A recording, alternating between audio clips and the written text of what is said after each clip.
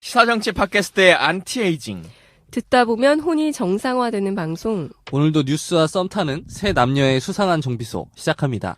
안녕하세요. 저는 꿀잼 김광지입니다. 명품 보이스 장부경입니다. 하트 유발자 정주식입니다. 예. 지난 시간에 박수 치지 말아라. 우리가 후기 게시판에 써져 있는 말 때 박수를 안 쳤는데, 그분이 방송 끝나자마자 다시 후기 게시판에 써주셨어요. 저희는 이렇게. 안 하니까 더 세가다 박수 쳐라. 한번 박수 칠까요? 치겠습니다. 근데 오늘은 진짜 박수를 쳐야 돼요. 그렇죠. 오늘 같은 날 쳐야 네, 됩니다. 저희가 1월 18일 날 네. 첫 방송을 런칭했거든요. 그리고는 정확하게 딱 한 달 네. 됐는데, 참 공교롭게도 일부러 누가 맞춘 것처럼 그 한 달을 기해서 시사정비소가 축하받을 일이 꽤 많이 있습니다. 네. 네. 일단 구독자가 5,000명을 넘었고요. 네, 5,000분. 네, 5,000분 넘으셨고 또 누적 다운로드 건수가 100만을 넘었어요. 오, 근데 뭐 잘하는 사람들 하루에 100만 건씩 된다니까. 그래도 의미 있죠. 100만 네. 건이라고 하는 다운로드가 된다는 게 이게 쉬운 일은 아니고. 그리고 또 하나는 저희가 탑 10에 드디어 진입을 했죠. 오. 물론 3일 차나도 안 되는 한나절 차나일 네. 수도 있겠지만 이제 꼬박꼬박 잘 지켜나가고 또 순위라고 하는 것 자체보다 좋은 방송이라고 하는 것들로 많은 사람들이 점점 이제 좋아해주고 있으니까 이걸 잘 지켜나가면 좋을 것 같아요. 네. 한 달의 느낌, 뭐 소감들은 좀 어떠세요? 저번에 오마이뉴스 인터뷰에서 저희가 이렇게 얘기했잖아요. 우리가 이제 팟캐스트의 대세가 될 거다. 이제 대세론이 지금 확장되고 있는 거예요. 그래서 아마 대선이 치러질 무렵에는 저희가 아마 선두권을 달리고 있지 않을까. 이 추세대로라면 저는 그렇게 예상합니다. 그때 네. 혹시 기사를 못 보신 분이 있으실 텐데 우리가 그때 양김 시대를 청산해야 네, 된다. 맞아요. 라고 했더니 또 게시판에는 삼김 시대를 열면 되지. 왜 꼭 어. 청산해서 음. 하려 그러냐? 이제 이런 의견들도 있더라고요. 근데 제가 그때 김광진 의원한테 그럼 김종필 해라 그랬더니 또 그것도 싫대. 대통령이 안 됐다 이거지. 욕심이 많아요. 네, 그때 저희가 세대 교체를 하겠다 했는데 공고히 해 가야 되지 않을까 싶습니다. 그거에 대한 평들도 꽤 많이 있으신 것 같아요. 팟캐스트의 기존 프레임에 좀 벗어났고 또 그냥 단순하게 특정한 정치인을 위한 방송이라기보다 뭐 어쨌든 저도 솔직히 말하면 문재인 캠프에 있는 사람이니까 그것에 마음에 안 쏠릴 수는 없겠지만 그럼에도 불구하고 최대한 방송처럼 서로 간의 입장들 이런 것들이 좀 객관화돼 가고 있고 또 정치 시즌이긴 하지만 정치에 너무 매몰되지 않고 시기시기에 필요한 정보들에 대한 접근성 이런 것에 대해서도 만족스럽다 이런 평가들이 있으신 것 같은데 그래도 저희가 부족한 걸 잘 알죠. 그래서 잘 더 해보겠고. 근데 네. 그 문재인 캠프에 계신 점이 오히려 더 뭐라 그럴까 그쪽으로 치우치는 것을 더 지나치게 경계하는 측면이 생기는 것 같아. 오히려 더 시원하게 지르지 못하고 내가 이 입장에서 이렇게 말하고 싶은데 오히려 참고 넘기는 부분이 많은 것 같아요. 그래서 어떤 면에서 오히려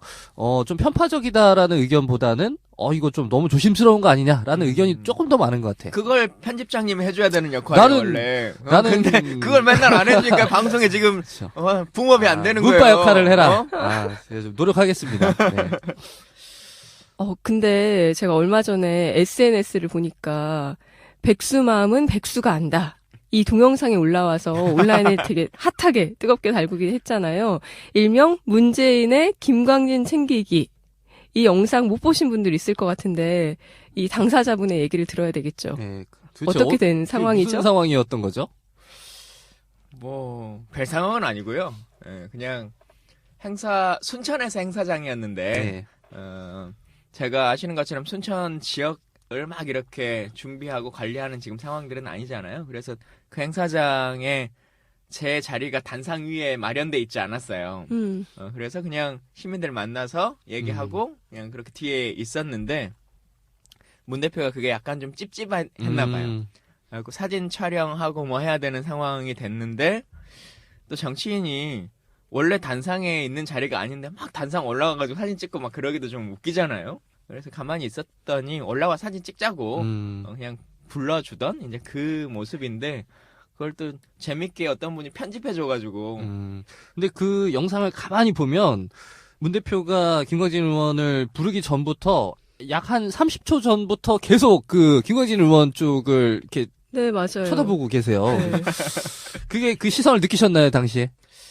저는 그때 플로어에서 사람들하고 막 얘기를 아. 하고 있어가지고 그 위의 상황을 보지는 못했고, 근데 나중에 영상을 보니까 처음에 대표가 고민정 아나운서한테 불러달라라고 요구를 하시더라고요. 네, 먼저. 네. 근데 이제 고민정 아나운서가 깜빡 잊어버리신 것 같아요. 아니 그때 너무 주변 상황이 시끄러워서 네. 제대로 못 알아들으신 것 네, 같더라고요. 그래서 그러니까 자기가 애가 탔는지 처음에는 고민정을 이렇게 쳐다보더니 왜 안 하나 이렇게 쳐다보더니 나중에 그냥 본인이 부르시더라고요. 이래서 저희가 사실 뭐 비선이다, 뭐 문재인 짝꿍이다, 저희가 한 번도 안 믿었잖아요? 그걸 보고 약간 좀, 이게, 그럴 수도 있겠다라는 생각이 들었어요. 네, 너무 애타게 찾으니까 제가 보는데도 막 안타까운 거예요. 빨리 좀 올라가지 뭐 하고 있나. 이 양반 어디가 있나. 지난번에 노원 지역의 사람들이 모여가지고 대선 주자들 강연회를 한번 주최한 적이 있어요. 근데 그때도 원래 이제 뭐 저는 초대 손님이 아니니까 그냥 하고 저희 동네도 아니었고 그래서 그냥 지지자분들 응원하는 문팬분들 뭐 이렇게 좀 격려 좀 하려고 한번 갔었죠. 네. 근데 밥을 안 먹어가지고 네. 대표의 기조연설이 딱 할 때쯤 돼서 저는 이제 밥 먹으러 나갔단 말이에요. 네. 근데 이제 대표가 계속 그 수행단한테 왜 김광진 자리를 안 마련해주냐 해가지고 밥 먹는데 한 3명, 4명한테 전화가 온 거예요. 수행팀한테. 네. 근데 대표 연설하고 있는데 밥 먹는 중이라고 말하기도 그렇고. 네. 얘기만 끝나고 들어갈게. 끝나고 들어갈게 했는데 결국은 끝날 때까지 자리 안 앉고 너무 안 되겠죠. 근데 그렇게 뭐 애타게 찾고 아끼고 하는데. 근데 자리를 안 줘. 그러니까 이번 캠프에서 캠프에 뭐 하는 거예요, 자리를 안 도대체? 그러게요. 저를 미워하는 분이 많나 봐요. 그래요? 저 착한 사람인데. 뭐, 아무튼, 이렇게, 그, 김광진이 문재인의 짝꿍이다, 뭐 이런 그쵸. 게 증명이 된 것 같아요. 그래서, 그래서 그런지 많은 분들이 김광진 의원한테 막 그 문재인 대표 관련 그 의혹 같은 거 좀 해명해달라, 뭐 이런 요청을 많이 받으신다면서요. 다른 사안들은 좀 그러지는 않고, 네. 최근에 이제 그 2월 16일 날이었던가요? 성평등 네. 포럼 관련한 내용을 하다가 보니까, 그래도 저희 당에서 이제 LGBT 운동이나 이런 쪽 진영과 관련해서는 제가 계속 제 입장을 내왔고 했기 때문에, 얘기들이 좀 많이 있으신 것 같아요. 네. 2월 16일에 성평등 포럼이 열렸었잖아요. 그나저나 그래서- 목소리 네. 왜 그래요? 네, 제가 심한 감기로 지금 정신도 오락가락한 상태에서. 지금 탑10 들어갔다고 어제 막 클럽 가가지고 밤새 놀고 지금 온 거 아닙니까, 지금? 장국영 네. PD 상태가 매우 안 좋습니다. 오늘. 국정조사 해야 되고. 듣다 보면 혼이 정상화된다고 그랬는데 제가 비정상이어서 지금 여러분 혼을 잘 챙기시고 들어주셨으면 좋겠어요. 지금 이 스튜디오에 역병이 돌고 있어요. 네. 저희 이게 심각한 전력 손실이에요, 지금. 저도 지금 근데 약간 코가 막혀가지고. 네, 다들 몸 상태가 안 오늘 좋아서. 방송은 제 다 위주로 죽어. 진행을 하겠습니다. 좋아요. 네, 어떤 행사였죠? 2월 16일에 성평등 포럼을 열었죠. 문 전 대표의 싱크탱크인 국민성장에서 주최하는 7차 포럼의 일환이었는데 새로운 대한민국 성평등으로 열겠습니다. 라는 주제로 진행을 했는데 근데 여기서 성소수자 단체가 피켓을 들고 출입구에 서 있었죠. 그러면서 그 행사 당일에 성소수자 단체들이 오겠다고 연락을 하니까 성평등 분과 담당자들이 앞에 지정석을 배치를 했습니다. 근데 문 전 대표의 기조연설이 한 단락 정도 남겨두고 성소수자 단체들의 외침으로 끊겼는데요. 뭐라고 했냐? 저는 동성애자인데 제 인권을 반으로 자를 수 있습니까? 차별금지법에 반대하는 거 아닙니까? 하고 말을 한 건데요. 그러니까 문 전 대표가 발언 기회를 드릴 테니까 나중에 말씀하시면 안 되겠느냐고 양해를 구했다고 합니다. 이 상황 어땠던 거죠? 근데 지금 뭐 문재인 대표의 이 행사장에서의 어떤 태도를 두고서 이거 너무 상식적인 수준의 태도 아니냐. 또 어떤 분들은 이거 너무 소수자들의 목소리를 너무 외면한 거 아니냐. 뭐 이런 그 찬반 양론이 있는 것 같아요. 네. 그러니까 사실 참 어려운 문제죠. 어떤 것이 정말 정치인으로서의 정답이냐라고 말하기가 참 어려운 건데, 저는 기본적으로는 이 당시의 상황에서는 문 대표의 처신이 나쁘지 않았다고 생각합니다.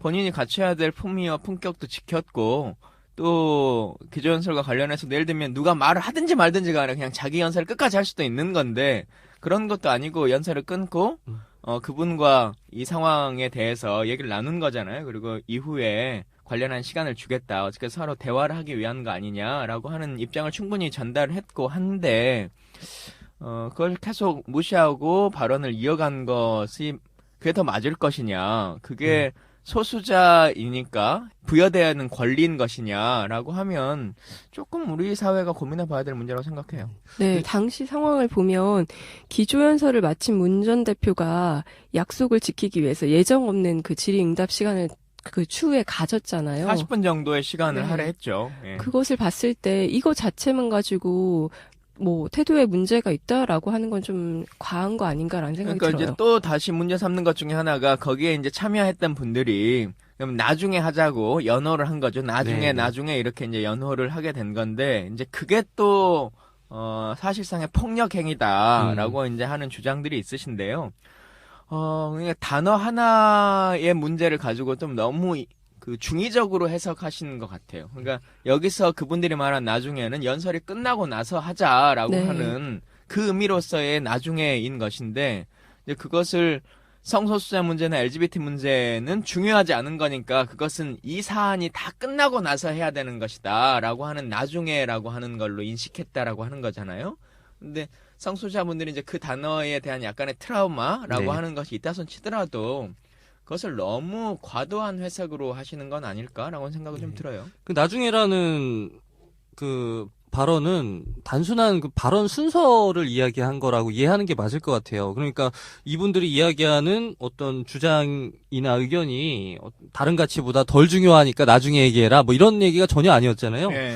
이 자리에 참여했던 그 나중에를 외쳤던 분들이 어떤 분들이었냐 보면 문재인 전 대표의 그 열성 지지자분들이 아니었단 말이죠. 네. 그 참여하신 분들 몇몇 보면 뭐 정대엽, 장애 여성 공감, 한국 이주 여성 인권 센터 이분들도 그 소수자 분들의 외침에 다 그 귀를 기울이고 공감하는 분들이었단 말이죠. 그러니까 이분들의 소수자 분들의 발언을 억압하거나 어떤 좀 묵살하려는 현장의 분위기가 전혀 아니었음에도 불구하고 이분들이 그 나중에라는 그 외침을 계속 문제 삼는 거는 좀 부적절하다고 봅니다. 그러니까 사실은 이제 이런 문제가 성소수자뿐만 아니라 앞으로도 계속 이어질 수 있는 거잖아요. 네. 예를 들면 산업과 관련한 어떤 기조연설을 할 때도 노동자분들이 와가지고 반대할 수 있는 것이고 또 뭐 기타 개발과 관련한 것을 연설할 때도 환경운동가 분들이 이렇게 얘기할 수 있는 것인데 그럴 때 서로 간에 어떤 것이 가장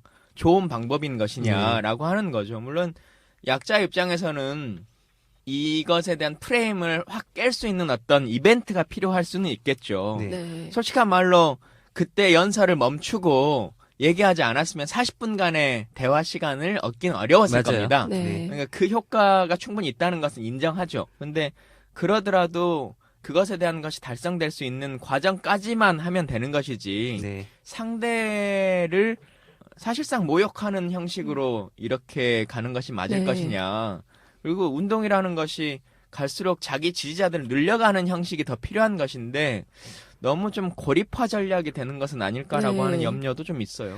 전 오히려 이 행사 소동을 보고 문 전 대표를 더 좋게 보게 됐거든요.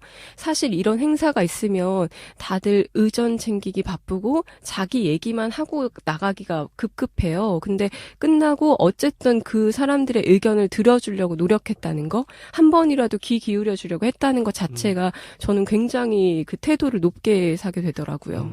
그 지점에 대해서 소수자분들은 이렇게 비판하시는 분들이 계세요. 아니 네. 우리 목소리를 들어주는 게 무슨 시혜냐, 우리가 못할 소리 하는 거냐, 당연히 들어줘야 하는 의무가 있는 거다 정치인의 입장에서라고 하는데 때로 근데 네. 반드시 들어줘야 한다는 것은 아니잖아요. 사실. 소수자의 목소리를 들어야 한다는 주장은 반박하기 어렵죠. 들어야 되는 들어야 거죠. 되지만 그 자리에 있냐는 거에서는 그렇죠. 그 형식의 문제가 계속 꼭 이야기가 그 되고 자리에 있는 건데. 있냐 아니잖아요. 다른 자리가 있을 수도 있고 얼마든지 자리를 마련할 수도 또 있는 하나는 거였는데 들어야 한다는 것과 그 들어서 내 의견에 바로 즉각 동의해야 되느냐는 다른 문제거든요. 그렇죠.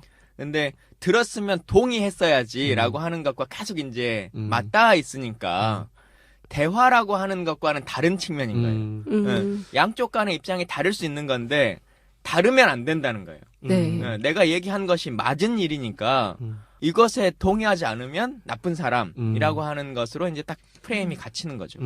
근데 그 소수자들 입장에서 다른 데서 얼마든지 좋은 자리가 있는데 굳이 거기서 그런 방식으로 이야기를 해야 됐냐라고 물으면 네. 그분들은 또 이렇게 이야기하시죠. 우리 얘기를 언제 그렇게 들어줬어? 당신들이. 이렇게 그분들이 이야기할 수 있는 충분한 공간이 없다는 데까지도 저는 동의를 해요. 그건 저도 네. 동의해요. 저도요. 근데 그래서 네. 이분이 문재인 대표를 찾아간 데는 이유가 있을 거예요. 예를 들면 황교안이나 저 유승민 찾아가서 그렇게 얘기했으면 그분들이 들어줬을까요? 이분들도 아시는 거야. 그래도 문재인 대표 정도 그 민주적인 리더십을 가진 분이라면 우리의 목소리를 충분히 존중하고 들어줄 것이다라고 예상을 하고 찾아갔던 거겠죠. 네. 그래서 이분들이 목적이 단순한 그 의사표출, 그러니까 자기들의 스피커를 좀 크게 내보자, 뭐 이런 거였다면 거기까지 성공하신 것 같아. 근데 그 다음의 문제, 그러니까 누군가를 설득하기 위해서 그런 목소리를 내기 위함이었다면 저는 좀 실패했던 것 같아요. 그러니까 그분들의 그 태도를 보고 40분간 뒤에 그 발언권을 얻어내서 충분히 이야기를 했잖아요. 네. 거기까지 그분들은 만족할 수 있었는데 그 이후에 자기들의 그 비판하는 목소리에 대해서 우리의 그 방식이 무조건 옳았다라고 계속 주장을 하고 계신다는 거죠. 전혀 아무것도 감수하지 않고 자기들 주장만 계속 끊임없이 같은 말만 되풀이하는 요 태도에 좀 문제가 있는 것 그러니까 같아요. 투쟁이라는 것이 기본적으로 약자의 전략이니까 폭력성을 담보할 수 있어요. 그게 물리적 폭력이든 아니면 언어적 폭력이든 아니면 행태적 폭력이든지 간에 그렇게 사회는 발전해 가는 거죠. 근데 그러려면 이분들이 그걸 인정해줘야 돼요.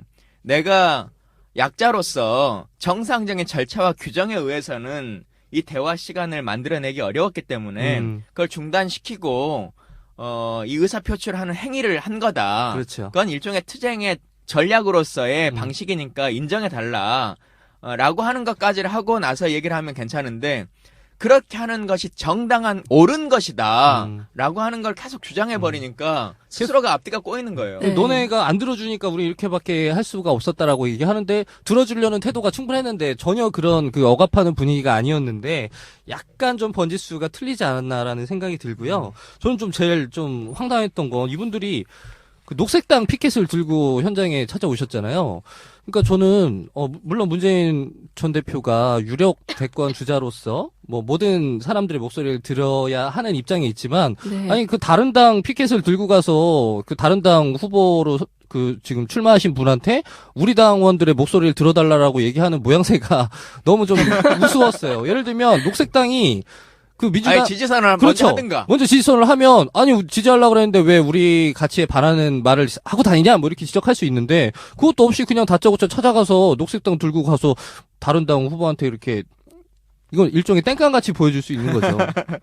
이게 근데 완전 국민 경선제니까 네. 녹색당 분들도 와서 투표하고 민주통합당도 저희에게도, 하는 거고 뭐 다 민중연합당도 와서 하는 거고 그렇게 되는 건데 그러니까 저도 이제 이 문제로 어제 트위터에서 그 이런저런 비난 아닌 비난들이 좀 많이 있었어요. 근데 이제 그 얘기 중에 트위터의 문제점이 그거잖아요. 쭉 대화를 나누고 있는데 중간에 하나를 가지고 와가지고 발췌돼서 돌아다니죠. 돌아다니는 거. 그러니까 쭉 이렇게 대화를 나누다가 그러면 소수자분들이 대화를 나눌 수 있는 방법이 뭐가 있겠냐라고 질문을 어떤 분이 하니까 그러면 대표랑 간담회나 티타임을 잡아서 얘기를 해보자. 의원님이 그렇게 예, 말씀하셨다는 제가 그렇게 거죠. 제안을 했단 말이에요 트위터에다가. 그랬더니 이제 간담회란 단어도 아예 또 빼고 티타임이라고 하는 단어 하나를 이제 끄집어내가지고 한가하게 티타임하고 있을 시간의 인식을 가지고 있다라고 이제 비난하고 그게 무슨 연관이 있는 거죠? 네. 김광진이 표 계산을 해가지고 성소수자 문제를 그 쉽게 보고 있는 거다. 그 낮은 단계 인권 의식을 바라라고 하는 이제 쉽게 말한 조리돌림이라고 흔히 말하죠. 이렇게 하는데 모르겠어요. 진짜 그게 이 운동에 정말 도움이 되는 건지 하는 것을 진작에 뭐 물론 저 같은 사람을 통해서 이것을 조금 더 확산시켜내고 하는 것에 도움이 된다면 써먹으세요. 그건 네. 정치인으로서 그냥 받아들입니다. 근데 그게 실제로 중간 단위에 있는 다수의 제3자 지역에 있는 사람들에게 도움이 된다고 느껴지는 것인지. 그리고 또 하나는 다른 범주랑은 그래도 다르게 제가 이 LGBT 운동이나 이런 거 관련해서는 꽤 많은 분들이 저의 입장이나 상황이나 이런 것들을 알고 있는데 네. 저를 비난하는 형식으로 해서 실제 표에 도움이 되거나 뭐 아니면 우리 캠프나 이런 진영에 더 힘을 받을 수 있을 것인지 저는 잘 모르겠어요. 네. 저는 그 지점에서 낮은 단계의 인권의식이라고 비판을 받으셨다고 하는데 저는 지금 한국 사회를 보면 낮은 단계 그 인권의식이라도 가져야 되는 시기가 아닐까라는 생각이 들거든요. 사실 그런 인권의식조차도 보여주지 않는 사람들이 대부분이어서 조금이라도 이렇게 소통의 창구가 될 수 있는 그 의원님한테 오히려 더 화살이 가는 느낌이 들거든요. 사실 우리 네. 차별금지법이나 이런 논쟁들이 우리 팟캐스트도 그렇지만 아예 거론하지 않는 게 가장 도움되는 방법이에요. 네. 그게 정치적인 해결법이죠. 네. 근데 말을 하면 양쪽 진영에서 뭔가 비난만 쏟아지거든요. 네. 근데 이런 대화들이 계속 좀 잘 이루어지면 좋겠다는 생각들은 계속 갖게 돼요. 예, 예. 그 상대가 그 양쪽 모두가 좀 격앙돼 있잖아요. 그래서 합리적 논쟁이 좀 어려워지는 측면이 있는 것 같아요. 그래서 원래는 이 얘기를 하려면 차별금지법에 문재인 대표가 반대하는 것이 맞는가 아닌가 뭐 이런 부분부터 이야기하고 넘어가야 될 것 같은데 문재인 대표의 찬반뿐만 아니라 사실은 차별금지법이라고 하는 것 아니면 동성 간의 결혼에 관련한 우리의 현재 법률 뭐 이런 것들도 한 꼭지로 충분히 다뤄볼 만한 그렇죠. 주제인 것 같아요. 네. 그러니까 다음에 뭐 대선 전 아니면 혹은 뭐 대선 이후에라도 한번 요 차별금지법 관련해서 좀 다뤄보면 좋을 것 같아요. 네. 그때는 대선 이후에도 시사정비소 합니까? 대선쯤에는 저희가 선두권에 있을 거라니까. 우리가 안 믿어요. 그 김문수 지사님이 아주 좋은 말을 하셨어요. 저희한테. 뭐라고요? 뭐라고요? 하면 된다. 할 수 있다. 해보자. 우리한테 지금 그런 자세가 필요하다고 지금. 갑자기 자꾸- 그거를 아니, 내가 자꾸 1위 할 수 있다. 선두권 갈 수 있다 얘기하면 네. 다들 안 믿는 거야. 불신이 팽배해 있습니다. 아니 우리가 이 방송에. 김문수를 믿고 지금 이걸 해야 돼요. 여러분들한테 그 김문수 지사님의 그 명언이 좀 필요한 것 같아요. 그러네요. 김문수 뭐 해병대 나왔나? 군대는 갔다 왔나? 김문수? 아니, 그분이 그 얘기를 왜 했냐면, 그 한미, 그 FTA로 인한 우리 쌀 개방 문제, 우리 농민들의 피해를 어떻게 해결해야 됩니까? 라고 물었더니, 할 수 있다, 해보자. 그런 정신으로 하면 된다, 이렇게 말씀하셨어요. 저희한테 딱 우주가 필요한 감동하도록. 정신. 네. 예. 자, 오늘의 주제로 좀 넘어가 볼까요? 오늘 이슈 정비 시간에는요. 민주당 국민 경선 이제 진행되고 있는데 많은 분들이 역선택이 과연 이루어질 것이냐라고 하는 고민들을 하고 계신 것 같아요. 그래서 우리 당을 지지하지 않는 사람들이 참여하는 역선택 혹은 지금 주소지를 마음대로 바꿀 수 있다라고 하는 위장전입 형 역선택 이 두 가지 얘기가 나오는데 이 부분에 대해서 이슈 정비 좀 해보도록 하겠습니다. 우리 온 국민, 대국민의 잔치. 와. 컨디션이 안 좋네요, 오늘. 네, 큰일 났네. 민주당 국민 다 죽어. 경선이요. 오랜만에 봤다. 18일 오후 7시 기준으로 35만 명이 넘는 선거인단이 신청을 한 상태입니다. 네, 지금 월요일 기준으로 40만 넘었어요. 네. 당일 전화도 막 폭주를 하고 지금 여론의 관심이 다 여기로 쏠려 있는데 완전 국민 경선을 하면 결국 특정 후보의 낙선을 유도하면 역선택도 있을 수 있고 주소 위장 전입을 할 수도 있다라는 이런 부작용들이 계속 우려가 되고 있어요. 어떻게 보세요? 이 역선택과 위장 전입, 요 두 가지 시도가 실제로 포착이 되고 있죠. 네. 그러니까 박사모 카페에서 이분들이 실제로 역선택을 해서 이번에 또 주소를 그 임의로 입력을 해도 그걸 검증할 방법이 없다 그러잖아요. 네. 그래서 이런 이분들이 막 모의를 하고 있는 현장 이미지들이 돌아다니는데 네. 그 내용을 보면 댓글들이 참 가관이에요. 누구로 역선택해야 되는지 서로 몰라 지금. 네. 서로 전략이 없어요. 그냥 아주 지리멸렬한 상태에서 일단 역선택을 하자. 거기까지 지금 합의가 됐는데 누굴 찍을지 정해지지가 않은 거야. 그러면 오히려 흥행에 도움이 되는 거 아니에요? 그러니까 흥행에 도움만 주고 네. 지금 사실상 표의 분배를 이뤄버리는 건데요. 네. 근데 그것도 말이 그렇지 실제로 얼마나 참여하게 될지는 맞아요. 네. 조금 더 지켜봐야 되는 상황이 될 것 같고 일단 먼저 민주당 국민 경선이 온 국민의 축제다 지금 이렇게 말씀하셨는데 저희가 예상하는 것만큼 지금 잘 되고 있느냐라고 하는 고민의 좀 지점이 있어요. 네. 저희는 잘 되고 있는 걸로 알고 있는데 아닌가요? 지금 이제 40만인데 그중에 19만 5천은 원래 기존 권리당원이잖아요. 네. 원래 확보하고 있는 거고 신규 신청자가 20만 정도인 건데 첫날 당일에 71만 명 정도가 전화로 문의를 하고 막 했단 말이에요. 네. 근데 회선에 문제가 발생하고 막 하면서 이제 끊기고 해서 지금까지 지금 4일 정도가 지났는데 20만 명 정도밖에 접수를 못하게 된 거고 물론 계속 이제 회선을 늘려가고 있습니다만 하루에 많이 받을 수 있는 가용 동력이 지금 5만 명 정도라고 느껴져요. 네. 인터넷으로 따로 또 신청하지 않으면. 그래서 우리가 지금 목표했던 200만 명이 지금 넘을 건가라고 하는 조금 고민의 지점들이 있고 다만 이제 오늘부터 인터넷으로 공인인증서가 이제 오픈했기 때문에 네. 이 신청이 또 얼마나 들어올지 좀 지켜봐야 될 것 같습니다. 그러면은 조금 빨리 신청을 하고 싶으신 분들은 전화보다는 인터넷 신청을 하는 게 조금 더 그게 빠를 수 있겠네요. 예, 빠를 수 있을 것 같습니다. 일단 뭐 많이 예상하시는 분들은 뭐 250만, 300만까지 네, 예측하시는 맞아요. 분들도 계시는데 그 어느 때보다도 흥행 요인이 커진 것 같아요. 특히 2012년보다 지금 뭐 삼각 편대가 지금 펼쳐진 거잖아요. 네. 지금 뭐 왼쪽으로 이재명, 또 가운데 중심에는 문재인, 또 오른쪽으로 또 뜻밖에도 안희정 지사가 네. 오른쪽 날개를 쫙 펼치시면서 뜻밖의 삼각편대가 지금 펼쳐져서 외연은 어느 때보다 많이 확장이 된 것 같아요.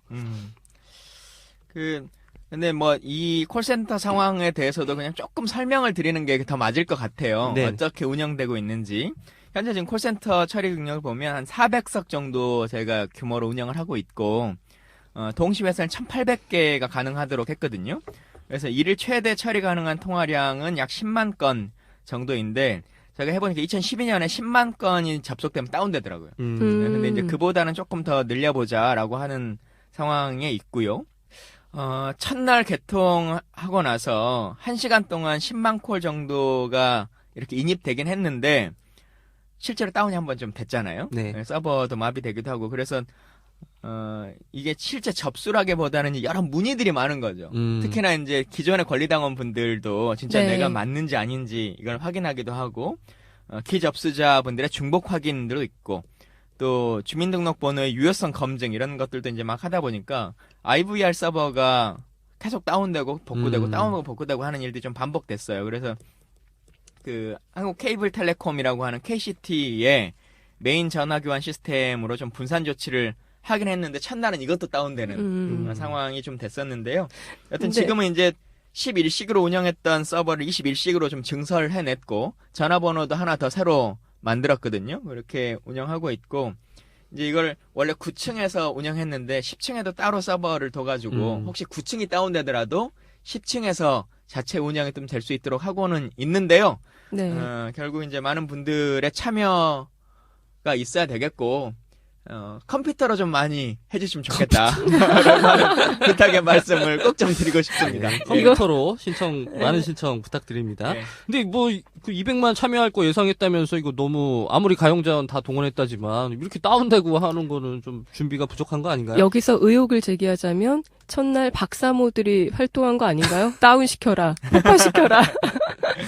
근데 진짜 이 역선택 저희가 뭐 디테일한 얘기들 더 나눠보겠습니다만 지금 편집장님 경선인단 신청하셨어요? 저는 안 할 겁니다. 안 할 거죠? 네. 우리 PD님은요? 저 할 건데 왜 안 해요? 왜 안 하냐고 물어보니까 그냥 안 할 겁니다, 저는. 온 국민의 축제라잖아요. 그러니까. 동참하세요. 저는 남들이 다 하는 건 하지 않습니다. 해도 몰래 할 거예요. 말 안 할 거예요. 하겠네. 실제로 누군가에게 선거인단에 가입해달라라고 하는 부탁 거의 안 해보셨죠? 네. 잘 안 해보셨죠? 이거 쉽지 않거든요. 음. 저희가 선거 치러보면 내 선거를 치르는데도 우리 부모가 누군가한테 찾아가가지고 이런저런 것들 선거인단처럼 꼭 좀 받아줘. 이 전화로 왔는지 확인 좀 해줘라고 말하는 거 쉬운 일이 아닙니다. 맞아요. 예, 내가 잘 아는 후보를 위해서 내가 나의 이익도 생길 수 있는 어떤 후보의 당선을 위해서 하는 일에 대해서도 참 어려워요. 그걸 제3자한테 설득시킨다는 게. 근데 내가 누군지도 모르는 후보가 당선이 아닌 낙선이 되기 위해서 나의 정치적 명운을 걸거나 이해관계를 걸어서 뭔가를 부탁한다는 게 이게 실제 선거를 한 번이라도 해본 사람은 쉽게 말할 수 있는 것이 아니에요. 그냥 게시판에 떠도는 어떤 글들을 보고 네. 몇 명은 얘기할 수 있겠죠. 몇 명은 동참할 수 있겠죠. 근데 이걸 조직화해내가지고 할 수 있는 것이냐. 그리고 지난 선거에서 여실하게 이제 딱 보여줬는데, 이제는 법원이 역선택이라고 하는 것을 종용하거나 아니면 이것에 대해서 안내하는 행위도 선거법 위반이다라고 하는 것을 명확한 거잖아요. 그러니까 네. 물론 당연히 돈을 주고 역선택을 강요하거나 조직적으로 뭔가를 얘기하는 것은 원래 법률상 불법입니다. 네. 근데 우리 당의 국회의원 중에 제주도에서 당선되신 분이 있는데 이분이 선거법 위반으로 80만 원 받았단 말이에요. 네. 최종적인 선거가 뭐였냐면 선거 유세를 하는데 국민 경선이니까 지역구 국회의원 선거 때 하니까 새누리당 지지자분들은 새누리당이라고 말하지 말고 지지정당 없음이라고 해서 신청해 달라라고 하는 얘기를 했단 말이에요. 이게 선거의 객관성을 훼손시키는 행위다라고 해서 80만 원 벌금을 받은 거거든요. 근데 아예 강제적으로 이것을 문재인을 못하게 하기 위해서 여러분들 등록해서 안희정을 찍으십시오라고 누군가 오더를 내린다면 이건 명백하게 불법행위거든요. 그러면 그 사람이 그렇게 안희정이 된다 손 치더라도 나한테 얻어질 정치적 이익이 없는데 네. 그걸 위해서 내 정치적 생명을 걸 것이냐. 그리고 실제 선거를 또 해보면요. 다 이 오더를 발생해서 하는 사람들의 다수가 지자체 선거나 아니면 시의원 선거나 이런 거 막 나가려고 하는 조직책들이나 이런 분들이 많잖아요. 재미로 하는 사람을 제외하고. 근데 그러면 부탁이라고 하는 것은 한 번 할 수 있는 거지 여러 번은 못 합니다. 내 선거 때 써먹어야 되는 사람들한테 지금 이거 해달라고, 그것도 내가 바른정당이나 새누리당으로, 아니 새누리당이 뭐죠? 그 뭐야? 자유당으로 출마하려고 준비하고 있는 사람들이 야 더불어민주당 이거에 신청 좀 해줘라고 하면 그걸 받은 사람들은 뭔지도 몰라요. 근데 이 새끼 더불어민주당으로 갔나? 라고 괜히 오해한단 말이에요. 그러니 이걸 조직적으로 해낸다는 것이 사실상 어려운 일이에요. 맞아요. 역선택이 사실상 뭐 그렇게 의미를 갖기 어렵다라는 말씀하신 건데, 근데 이 실제로 박사모 중심으로 이 역선택 움직임이 포착되자 그 각 주자들이 여기에 대해서 이런 자신들의 입장을 밝혔는데 좀 온도차가 있어요. 그 예를 들면 문 대표 같은 경우에는 뭐 대단히 비열한 일이다. 처벌받아 마땅한 범죄 행위다. 뭐 이렇게 아주 날카롭게 지금 비판을 하고 있고요. 현재 법률상 위반입니다. 그렇죠. 근데 안희정 지사 측은 이렇게 얘기를 했어요. 역선택도 국민 참여로 봐야 된다. 엄정 처벌을 할 경우에는 자유롭게 참여하고자 하는 유권자들에게 찬물을 끼얹는다. 뭐 이렇게 주장을 하셨고, 또 뭐 이재명 시장 역시 역선택의 영향은 크지 않을 거다. 이렇게 이야기하셨어요. 이 온도차를 보면 먼저 우리가 역선택이 뭔가 좀 정의에 대해서 이야기를 좀 해야 될 것 같아요. 그러니까 일단 여기서 말하는 것이 우리가 국민 참여 경선이라고 했기 때문에 네. 박사모든 어버이연합이든 오는 것을 막을 수는 없습니다. 네. 그 자체가 불법은 아닙니다. 그렇죠. 하나씩 짚어보면 일단 말씀하신 것처럼 민주당 당원이 아닌 사람들 혹은 민주당 지지자가 아닌 사람들이 참여하는 건 일단 아니죠. 그렇죠. 역선택이. 그건 가능합니다. 네. 예. 그리고 이러면 어떻게 해요? 그러면 민주당의 어떤 후보를 떨어뜨리기 위해서 투표에 참여하는 사람. 그러니까 누가 돼도 상관없어. 근데 나는 문재인 떨어뜨릴 거야. 이렇게 참여하는 사람들은 역선택인가요? 그게 개인의 의사에 의해서 오는 것은 충분히 저는 정치적인 오더가 사건이라고 아니라면. 생각합니다. 그렇죠. 그럼 또 이런 경우도 있을 수 있잖아요. 그러니까 민주당 밖에 누군가를 지지하는 사람, 이 사람이 참여를 해. 그럼 이건 역선택인가요? 그건 역선택이죠. 그런데 이런 경우도 있을 수 있을 것 같아요. 만약에 황교안이 난 제일 좋아. 그런데 이 돌아가는 꼴을 보니 황교안이 당선될 가능성이 희박해 보여. 그러니 민주당에 누군가를 찍고 싶은데 문재인은 싫고 뭐 안희정이나 이재명한테 표를 차악을 선택하는 경우, 이런 건 역선택인가요? 근데 이제 그게 내가 황교안이 대통령이 됐으면 좋겠다는 생각을 갖고 우리 당에서 가장 약체 후보가 나오기를 바라는 그 조직적 움직임을 통해서 한다라고 하면 그건 역선택이 맞는 거죠. 근데 그리고 그게 아니라 차악을 선택해 그냥. 안희정을 찍어 만약에. 그러면은 그건 역선택인가요? 물론 개인의 그 마음 안에까지 우리가 다 들여볼 그렇죠. 수는 없겠지만 이거는 상식적인 범주에서 충분히 이 사람이 조직적 오더에 의해서 움직이고 있는 것인지 아닌 것인지가 알 수 있는 것이고 개인의 의지를 지금 이야기하고 있어요. 개인의 의지가 나는 황교안이 진짜 제일 좋은데 문재인이 되면 나라가 망할 것 같아서 난 안희정한테 표를 주겠어. 근데 사실 그 마음을 갖고는 이 선거에 동기가 안 참여하지 된다? 않죠. 맞아요. 네, 그렇게 그러니까- 할 수가 없습니다. 그래요. 그러니까 지금 정의에 대해서 이야기하고 있는데, 그러니까 역선택의 조건을 완벽하게 충족하려면 이래야 되는 거죠. 특정 후보를 떨어뜨리고 자기가 지지하는 민주당 밖에 누군가를 당선시키려는 의도를 목적이 있어야 가지고 되는 오는 거죠. 예. 근데 이번 선거로 국한해서 보면 이런 전략이 가능하지가 않다는 거죠. 예를 들면 2012년처럼 내가 문재인을 떨어뜨리고 박근혜를 당선시키기 위해서 손학규한테 투표를 할 거야. 이런 분명한 동기랑 전략이 있어야 되는데 이번에 그 여론조사를 보면 오히려 안희정이 후보가 민주당 후보가 됐을 때 더 높은 지지율로 결선에서 승리하는 결과가 나오잖아요.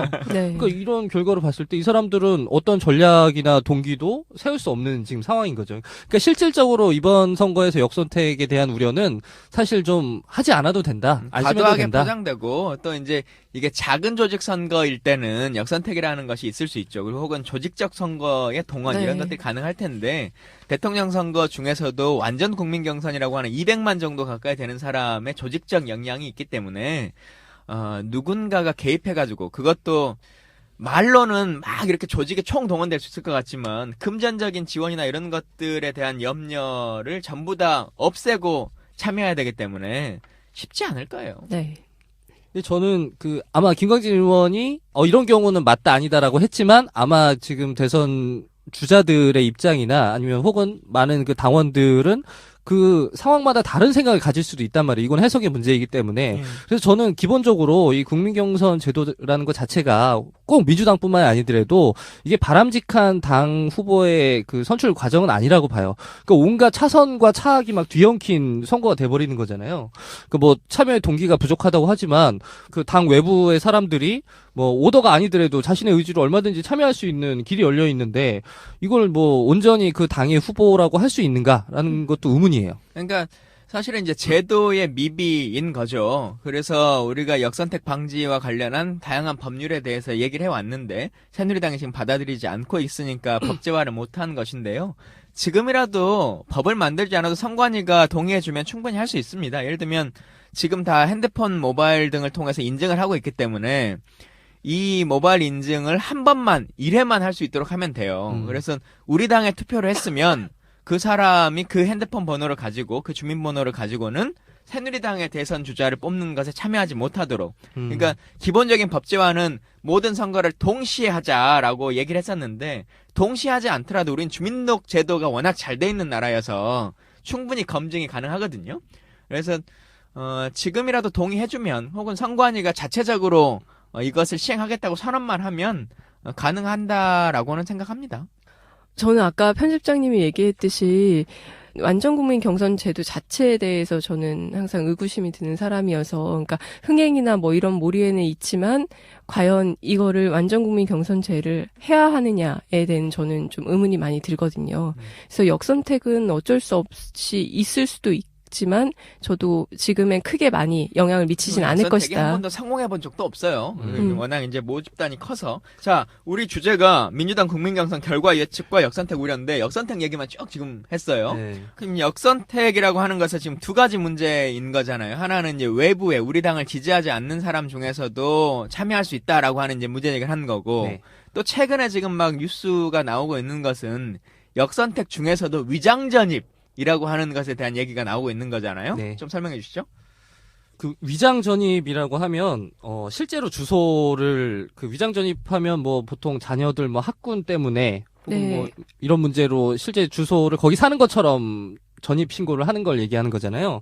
여기 그 경선에서의 위장 전입이라고 하는 거는 마치 내가 서울에 살고 있는데 호남에서 살고 있는 것처럼 경선 인단을 등록해서 호남 지역 투표에 참여하려는 이런 움직임을 이야기하는 건데요. 이분들이 왜 이런 걸 하려고 하냐면 이번 순회 경선으로 경선이 진행이 5개 되는데 원역으로 먼저 하도록 돼 있죠. 그렇죠. 호남, 충청, 영남 수도권으로 치러져요. 예. 뭐 많은 분들이 말씀하시듯이 첫 투표지의 결과가 너무 중요하잖아요. 그래서 네. 예, 노무현 대통령의 어떤 드라마를 많이들 생각을 하시는데 네. 그래서 이 첫 투표지 호남에서 뭔가 역전을 시켜야 된다. 그러니까 문재인의 과반 득표를 저지해야 한다라고 생각하시는 역선택 세력들이 호남으로 위장 전입을 막 하고 있는 거예요. 그래서 주소지를 호남에 살고 있는 것처럼 등록하는 건데 문제가 뭐냐면 이게 주소지를 처위로 등록을 해도 검증해낼 방법이 없다는 거죠. 네, 2012년 대선 같은 경우에는 어쨌든 신용정보 회사에 의뢰해서 선거인단에 등록한 유권자의 카드 사용 내용을 통해서 실제 주소와 일치하는지를 보고서는 걸러냈었거든요. 근데 이번에는 개인정보보호법이 강화되면서 결국 못하게 됐어요. 그러니까 이거 위정전입 어떻게 검증할 것인가에 대한 의문이 계속 남는 거죠. 근데 이제 뭐 하나하나 문제를 따지면 문제가 되는 건데요. 저는 이게 무슨 효과성이 있을까? 이거 고민스러워해야 되는 지점일까라고 하는 좀 의구심이 있어요. 제가 너무 안일하게 생각하는 건지 잘 모르겠지만. 예를 들어 박사모에서 진짜 말도 안 되지만 10만 명이 작정하고 호남 위장전입해서 안희정을 찍었다. 이런 경우에 문제 안 생기나요? 좀 말도 안 되긴 하네요. 일단 10만 명이 된다는 것에 대해서도 전제할 수가 없고 뭐 한 10,000명이라고 칩시다. 네. 10,000명이라고 하는 범주가 된다고 치더라도 일단 표의 등가성 면에서 보면 지금 이게 다른 선거 같은 경우는 그 우리가 여론조사라는 걸 하잖아요. 그러면 흔히들 이렇게 해요. 내가 하다 보면 60대 분들은 여론조사에 잘 응답하잖아요. 네. 그러니까 사람들한테 조직원들한테 이렇게 말한다고. 전화 오면 어머니 20대라고 그냥 눌러주세요. 이제 이렇게 하는 경우가 있다거나 아니면 그 지역별로 하다 보면 동네에서 전화를 잘 받는 동네가 있고 네. 못 받는 동네가 있잖아요. 그러면 이 추출이 잘 안 되니까 그냥 이 지역은 한 표 곱하기 몇 배 이렇게 그냥 계산하는 경우들이 있단 말이에요. 그럴 경우에는 의미가 있죠. 한 지역으로 쏠려서 네. 여기에 집중해서 여론조사의 데이터상으로서 혼란을 만들어 보자. 네. 근데 지금은 서울에서나 광주에서나 순천에서나 다 한 표라고 네. 하는 등가성이란 말이에요. 국민경선은. 네. 그래서 그게 별 의미가 없고 또 하나는 첫 시작에 있어서 좀 역선택을 해가지고 문재인의 호남 비토론이라고 하는 것을 증명하자. 혹은 이 흥행의 붐이라고 하는 것을 2위, 3위 주자들에게 쏠려주도록 하자라고 하는 네. 건데 그건 우리 당의 호남 중심주의라고 하는 것을 전혀 인식하지 못하고 있는 거죠. 어떻게 그렇죠? 그러니까 예를 들면 뭐 200만 신청했다라고 할지라도 네. 그 중에 100만 가까운 사람이 호남권에 몰려있을 확률이 높은 거잖아요. 우리 당의 출신이. 네. 당원 투표할 때도 마찬가지인 거고 참여의 비율이라는 게 다 그런 거지 않습니까? 어쩔 네. 수 없이. 그러면 분자 분모 구조라는 걸 생각해 보면 첫 시작이 예를 들면 대구에 산다. 네. 그러면 참여자 수가 뭐 5만밖에 안 되니까 1만이 들어오면 20%의 효과가 있는 그렇죠. 거죠. 근데 전남에서 50만이 참여할 건데 그 중에 1만이 들어오는 것이 그 1만 중에서도 이렇게 쪼개져서 들어올 텐데 네. 그게 과연 이 변수를 만들어낼 만큼의 의미가 있는 집단이 될 것인가 라고 생각해 보면 저는 진짜 현실성 없는 것에 대해서 괜히 머리 아프게 생각하고 있는 것 같아요. 그리고 괜히 이것은 이 제도가 안 좋은 거다라고 하는 그래서 이런 문제가 발생할 거다 저런 문제가 발생할 것이다라고 하는 제도를 깎아내리기 위한 그러니까 흔히들 말하잖아요. 그 이 메시지를 비판할 수 없으면 메신저 비판한다고 네. 말하는 네. 것처럼 이 제도의 흥행몰이를 계속적으로 깎아내리고 그 결과가 나오고 나서도 뭔가의 문제점 때문에 이런 일들이 막 벌어지고 있는 것처럼 얘기하고 싶은 많은 사람들 그렇게 만들어내고 있는 이야기라고 저는 생각이 들어요. 아, 그러니까 김광진이 박사모에게 주는 꿀팁 이거네요. 그러니까 표본수가 적은 저기 뭐 영남 지역에다가 몰빵을 하면 그게 더 효과적이다. 지금 이런 메시지를. 근데 이제 이분들은 전남이 1번으로 하니까 그렇죠. 그걸 깨보자라고 하는 것인데 전남에서는 그게 성립될 수가 없죠. 그렇게 보면 역선택 방지라는 차원에서 호남을 첫 번째 경선 지역으로 택한 건 아주 좋은 선택일 수 있겠네요. 그렇게까지 고민을 했는지는 사실 잘 모르겠습니다. 그런데 저는 국민 경선 제도에 의문을 갖고 있는 사람으로서 네. 이거를 자꾸 이런 우려들 근데 이 위장전입 같은 부분이나 아니면 역선택 방지 대책이 전혀 마련되지 않은 건 사실이잖아요. 이거 네. 지금 이분들이 그런 동기가 부여되지 않아서 그렇지 만약에 2012년 선거라든지 만약에 동기가 충분히 부여되는 상황이었다면 저는 작정하고 얼마든지 뭐 조작할 수 있다고 저는 생각을 해요. 근데 이런 우려에 대해서 이야기를 하면 당에서 뭐라고 하냐면 그렇게 우려되시면 많이 참여해 주시면 된다. 뭐 100만, 200만 넘어가면 이런 건 아무 문제가 되지 않습니다라고 이야기를 하시는데 이런 태도는 저는 좋지 않다고 봐요. 왜냐면 문제는 당 지도부가 만들어 놓고 당원들이 와서 해결해 달라고 뭐 읍선을 할 수 있겠지.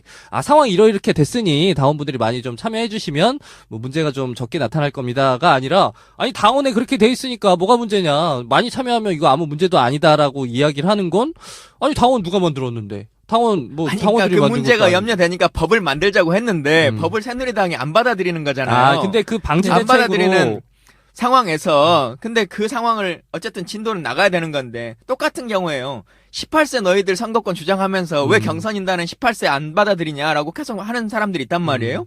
근데 그것은 우리의 주장은 계속적으로 펼 수 있지만 현행 제도가 공직선거에 18세는 참여할 수 없도록 되어 있는 상태에서 우리만 18세를 받아들일 수는 없는 거죠. 그건 좀 다른 문제. 그러니까 역선택 방지 대책, 그러니까 오픈 프라이머리법을 이야기하시는 것 같은데 그 법이라면 뭐 새누리당의 반대뿐만 아니라 이거는 뭐 진보정당에서도 반대하고 있어요. 진보정당에서 요 법을 반대하는 이유는 국민경선이라는 제도 자체에 동의하지 않기 때문에 반대를 하는 것이고, 근데 반드시 그 역선택 방지 대책이 이 오픈 프라이머리법, 뭐 동시 뭐 모든 정당들이 동시에 국민경선을 한다 이것만 있는 게 아니거든요. 지난 시간에 뭐 지성준 의원님 오셔서 말씀하셨던 그 허들을 높여가지고 지지자가 아닌 사람이 경선에 참여하는 것에 거부감을 높이는 방식들, 여러 가지 방식들이 있는데 아무런 조치도 없었다. 이번에는 심지어 그 주소 등록도 허위로 할 수 있게 이런 허술한 그 경선 제도를 마련해 놓고서 당원들이 그거는 어느 제도든지 완벽할 수는 없는 거거든요. 예를 들면 이 사람이 표의 등가성을 무시할 수 있을 만한 어떤 문제가 발생하면 말씀하신 게 맞죠. 예를 들면 한 사람이 핸드폰을 5개를 개통하면 5개의 전화번호를 가지고 할 수 있다라고 하는 것은